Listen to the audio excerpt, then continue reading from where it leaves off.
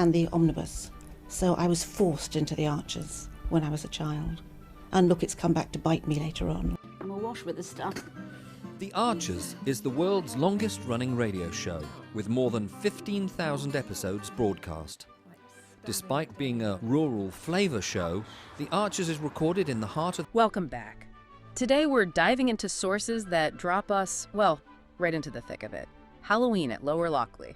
Yeah, it sounds like quite the scene. We've got everything from descriptions of the spooky setup, melting chocolate, right through to some pretty intense debates about how prizes should work. Right, and this isn't just about, reviewing a party. Our mission here is really to use this snapshot, this kind of pressure cooker situation, to pull out some real lessons. Lessons in what, exactly? Crisis leadership, for one. Customer service philosophy. How people handle stress when things go sideways.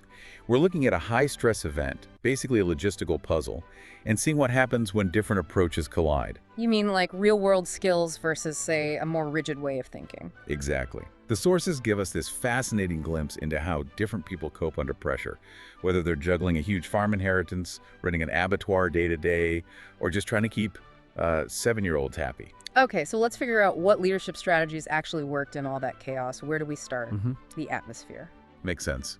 Start with the scene. Okay, so the sources mention huge effort went into the staging. Like, Rosie apparently had full green face paint, detailed spooky decorations. Sounds impressive. There's always a but in these situations, isn't there? Yeah, almost immediately you get the sense that all that hard work is kind of running up against the messy reality. Drafty corridors, kids screaming, and then this looming disaster with the main event. Yes. The cauldron crisis. Right. So the big idea was this edible witch's potion, mostly chocolate, served in a giant cauldron.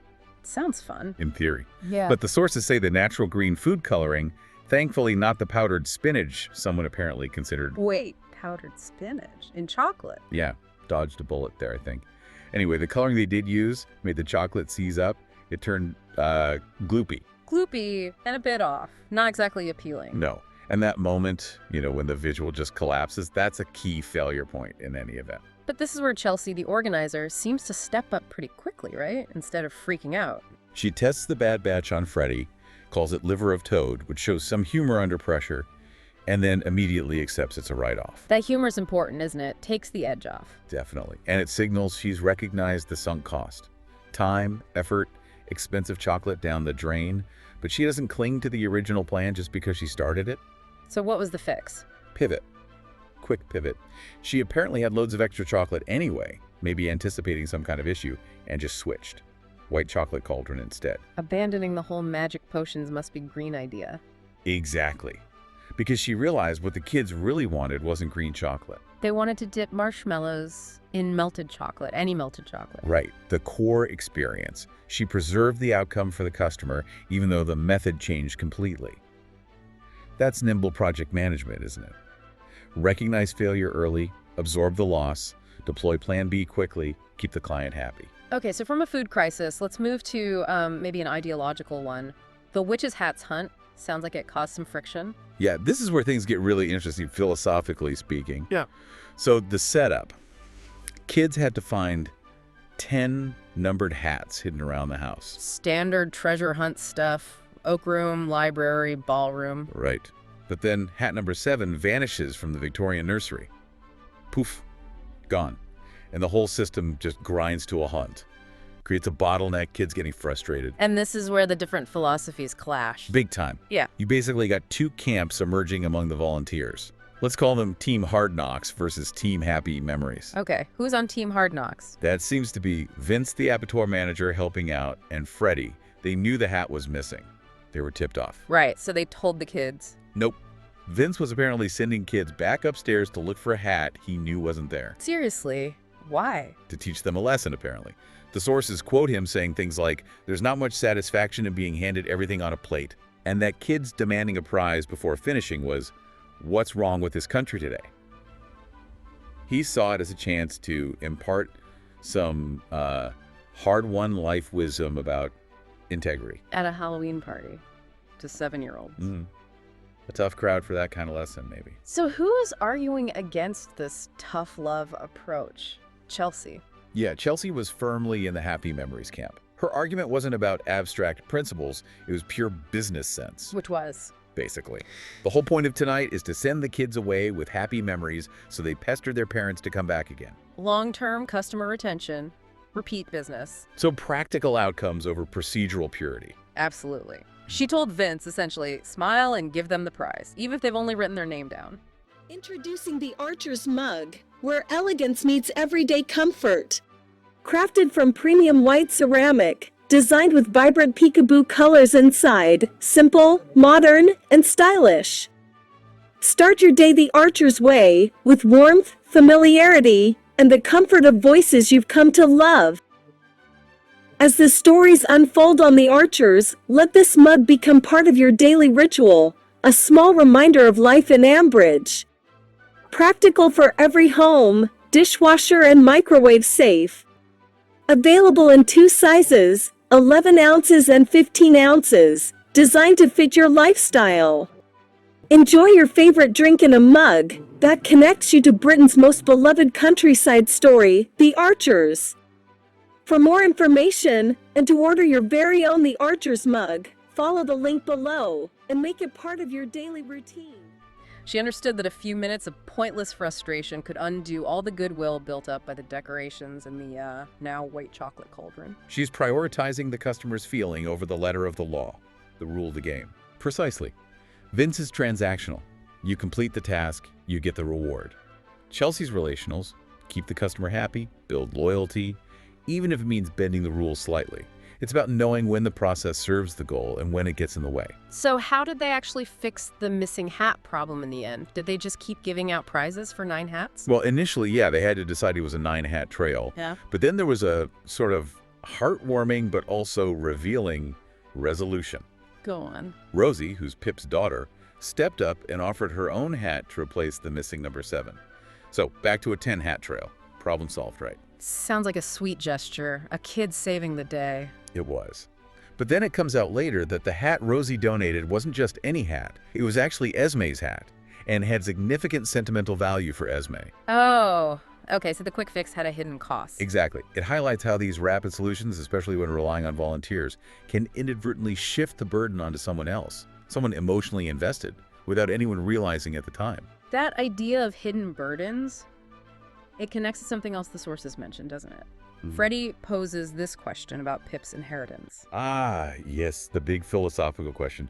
A herd of cows or a stately home? Which is the bigger burden? What's the verdict from the sources? Unequivocal.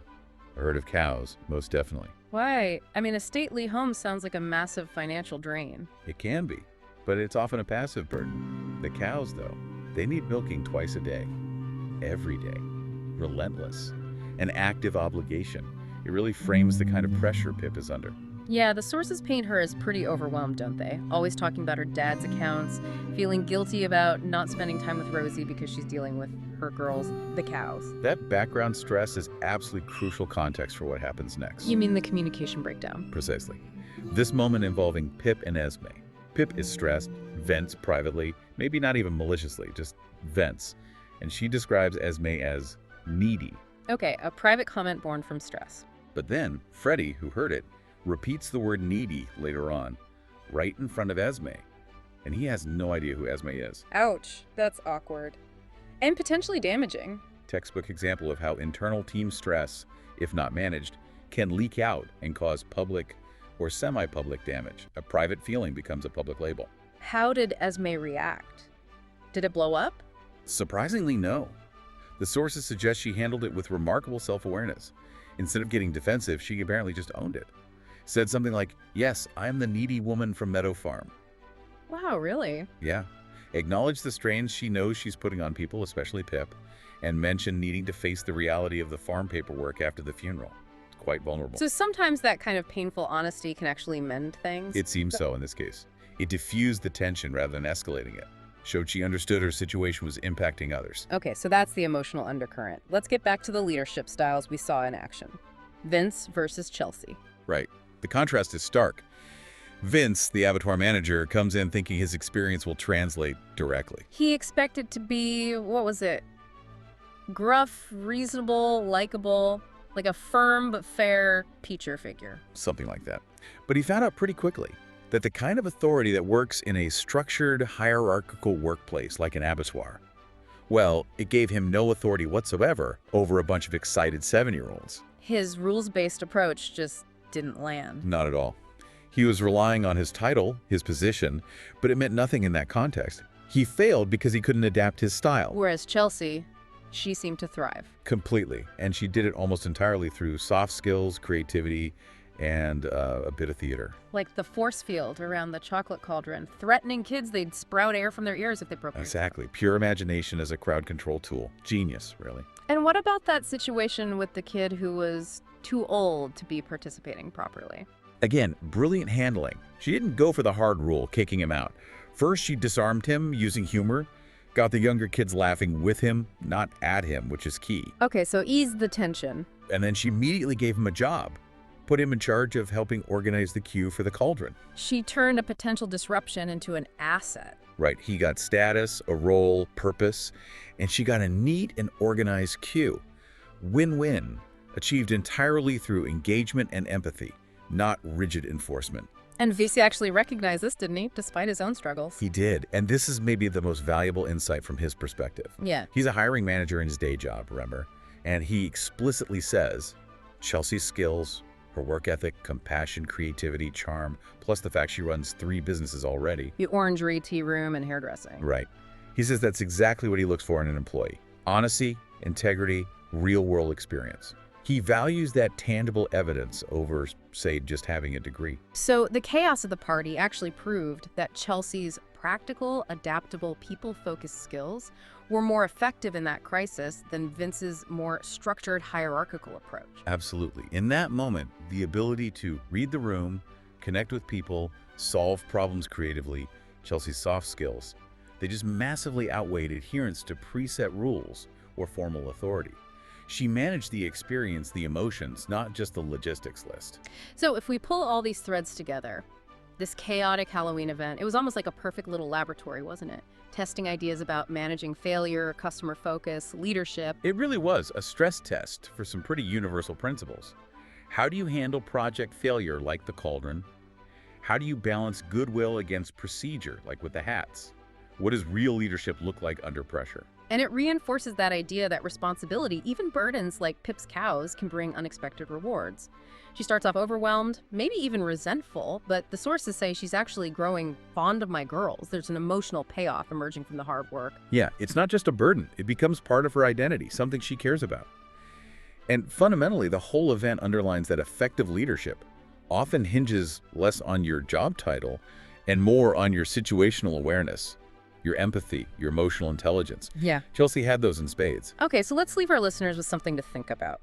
We often say knowledge is only valuable when you apply it. So thinking about Chelsea's specific skill, particularly how she handled that disruptive older kid. Turning a problem into an ally, essentially. Right. So here's the thought.